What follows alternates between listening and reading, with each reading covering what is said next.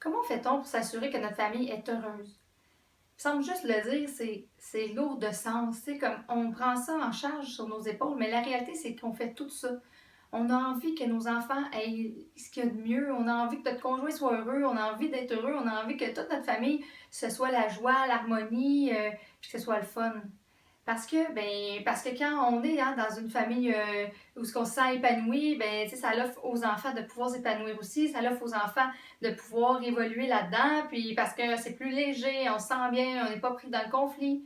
Mais il reste que on se met beaucoup, beaucoup, dans le fond, de pression sur nos épaules. C'est lourd, puis on a l'impression que c'est nous autres qui tient ça à bout de bras, que si on se pose pas les bonnes questions, si on fait pas les bons moves, que dans le fond, notre famille va éclater ou qu'on n'arrivera pas à être heureux puis à avoir de l'harmonie, puis on va toujours être en chicane constamment, puis c'est vraiment pas ça qu'on veut. Donc, pour arriver à faire ça aujourd'hui, je vais vous partager mon truc de la pyramide familiale. Je veux vous montrer qu'est-ce que ça implique.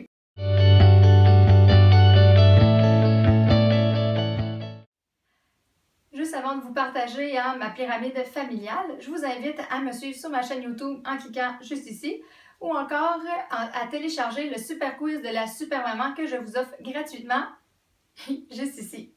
Donc, ma pyramide familiale, ce que ça dit, c'est qu'en haut de la pyramide, c'est la famille. C'est la famille, le bonheur, c'est ce qu'on vise dans le fond au quotidien, ce qu'on a envie pour notre famille.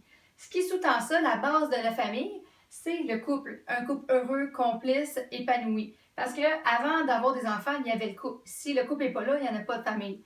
Donc, c'est vraiment la base. Donc, du temps d'amoureux, du temps pour juste des fois souper après que les enfants soient couchés, aller au cinéma, aller prendre une marche, trouvez-vous des petites gardiennes. Là, et le couple a besoin d'être nourri autant que les activités familiales, et même encore plus. Et finalement, la base de ce couple-là, c'est toi, c'est vous, c'est moi, c'est chacun pour soi. Les gens, c'est vrai, ça fait égoïste. Bon, on n'arrête pas de dire qu'on est dans une société individualiste. Il y a une différence entre être individualiste et pas se sentir concerné quand il y a des choses qui arrivent juste à côté de toi et se choisir et se prioriser au quotidien pour être justement en pleine possession de nos moyens puis en pleine forme pour venir en aide ou partager si jamais on a envie de partager puis être là pour les gens autour de soi. Parce que si on n'est pas top shape ici, si on a de la difficulté à être bien avec soi-même en ce moment, c'est pas vrai qu'on s'investit puis qu'on est bien avec le couple. Et puis c'est pas vrai qu'on a full de patience avec nos enfants puis qu'on est capable de prendre du recul puis que tout va bien puis que c'est toujours le bonheur puis tout ça. Ben non, on crie plus puis on est moins patient. Puis on n'a pas envie de faire de l'intimité ou de passer du temps avec notre conjoint parce qu'on est à bout puis on a juste envie de prendre du temps pour soi. Donc, posez-vous la question quand vous êtes dans cette énergie-là, de vous dire hey, c'est quand la dernière fois que j'ai pris du temps pour moi? Mon truc aujourd'hui, comment 5 minutes peut rendre toute votre famille plus heureuse, c'est que si vous vous investissez, vous vous engagez même à prendre 5 minutes de temps pour vous à chaque jour, 5 minutes par jour. Je sais, on est dans une vie de fou, puis on n'arrête pas de courir partout. Mais je me dis, si on ne trouve pas 5 minutes, ça va tout s'effondrer, ça ne fonctionnera pas. Parce qu'évidemment, 5 minutes, c'est minimum. 30 minutes, 1 heure, on s'entend qu'on doit se prioriser en premier jusqu'à temps qu'on soit bien. Si ça fait des années que vous n'avez pas pris soin de vous, ça se peut que ça vous prenne plus que 5 minutes par jour pour vous sentir mieux. Donc, 5 minutes par jour, qu'est-ce qu'on fait? On écrit dans un journal, on fait des mandalas, on lit, on écoute de la musique, on va marcher.